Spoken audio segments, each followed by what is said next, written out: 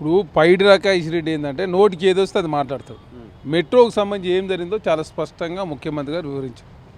మనోహర్ కట్టరు అనుమతి ఇచ్చి ఉంటే ఆ అనుమతి కాపీ చూపి అని చెప్పిండు. ఇప్పుడు అనుమతి కాపీ ఇవ్వకుండా బుల్లెట్ ట్రైన్ల గురించి ఏందా? బుల్లెట్ ట్రైన్ ఏమైనా ఆకాశం మించిపోతుందా?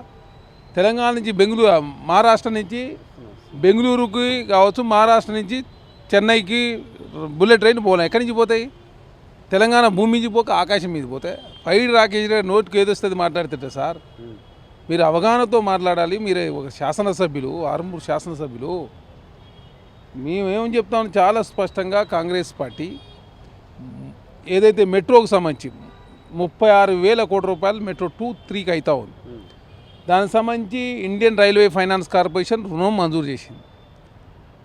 అదే కాకుండా 13,600 కోట్ల రూపాయలు ఎల్ఎన్టీకి సంస్థకి ఇవ్వాలి. దానికి సంబంధించి 80 కోట్ల రూపాయలు ప్రాసెసింగ్ ఫీజు రెడీ చేసుకున్నాం. వాళ్ళకి సంబంధించి ఈక్విటీ వాటర్ రెడీగా ఉన్నది.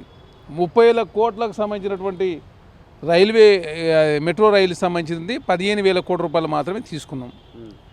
మెట్రో సంవత్సరానికి 400 కోట్ల రూపాయలు నష్టం వస్తుంది కాబట్టి మీ వ్యాపారం ఉన్నామని చెప్పేసి వాళ్ళు మెట్రో వాళ్ళు ఏకంగా రోడ్డు రవాణా సంస్థ నుంచి వాళ్ళు ఎగ్జిట్ అయ్యారు.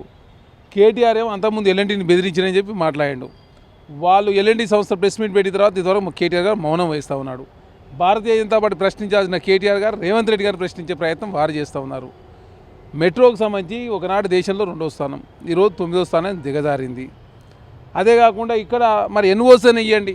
సరే, మీరు government of India railway finance corporation నుంచి రుణం తీసుకున్న సిద్ధమైన వాళ్ళు ఇస్తాను సిద్ధమయ్యారు. 8% తీసుకున్నటువంటి ఎల్ఎన్టీ అప్పులకు సంబంధించి ఇంట్రెస్ట్ రేట్ని 4%కే తీసుకున్నాం. మరి ఆ ఇండియన్ ఫైనాన్స్ కార్పొరేషన్కు మీరు కన్సర్న్ చేయకపోతే మేము బయటనే తీసుకున్న ఎన్ఓసి అంటే ఎన్ఓసి ఇప్పిస్తలేదు. వీటి ఎన్ఓసి ఇప్పారు అవుతుంది, అటు ఆ ఫైనాన్స్ కంపెనీ సంబంధించి అప్రూవల్ ఎవరైతుంది, లేకపోతే అనుమతి వచ్చిందని చెప్తున్న కేంద్ర ప్రభుత్వం అనుమతే రాదు.